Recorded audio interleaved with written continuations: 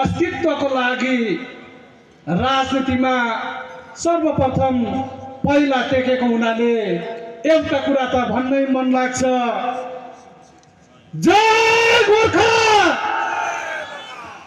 जय गोर्खा। र आज यो मञ्चबाट हामीले केही कुराहरूको आलोचना अवलोकन गर्नै पर्छ।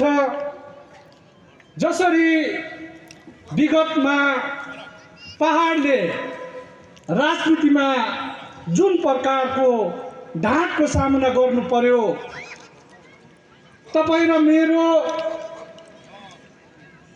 बाउआमाको, तपाईं र मेरो सपनाको, तपाईं र मेरो दाजुभाइको सपना जुन राजनैतिक दलहरूले यो पहाडबाट छिन्न भिन्न गरेर लगेर गएको छ, यसको जवाब यसपालि हामीले एकत्रित भएर दिनै पर्छ।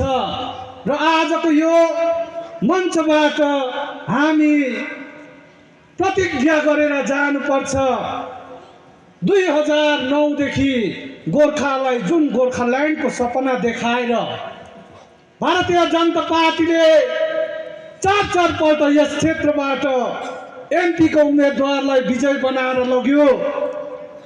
त्यो एमपी विजय बनाउनुमा तपाईं र मेरो परिवारको ठुलो सहयोग रहेको थियो। तर हालसम्म लोकसभामा 0 आवरमा गोर्खाल्यान्डको शब्द उच्चारण गरेर सामाजिक सञ्जालहरूमा दार्जिलिङे गोर्खाहरूलाई, भारतीय गोर्खाहरूलाई जुन भ्रमित पार्ने कार्यहरू गरिरहेका छन्, यसको जवाब यसपालिको विधानसभा चुनावमा तपाईं र मैले प्रतिज्ञा गरेर दिनुपर्नेछ। भारतीय जनता पार्टीले गोर्खा जातिको हितमा अहिलेसम्म केही नगरेको हामीले यसपालि यो जुन चाहिँ इन्टरलोकेटर यहाँनिर ल्याएर आएको छ, यसले नै एउटा प्रमाण सिद्ध हुन्छ।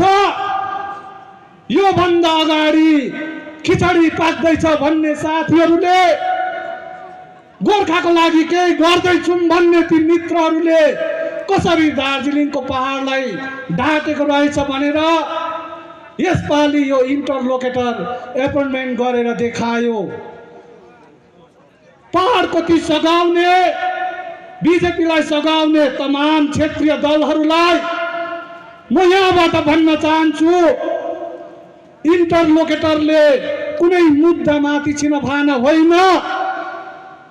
तपाईले के मान्नु हुँदैछ, गोर्खाहरूलाई फेरि के समस्या छ, त्यो कुरा अहिलेसम्म स्पष्ट नगरेको यहाँबाट प्रमाण हुन्छ।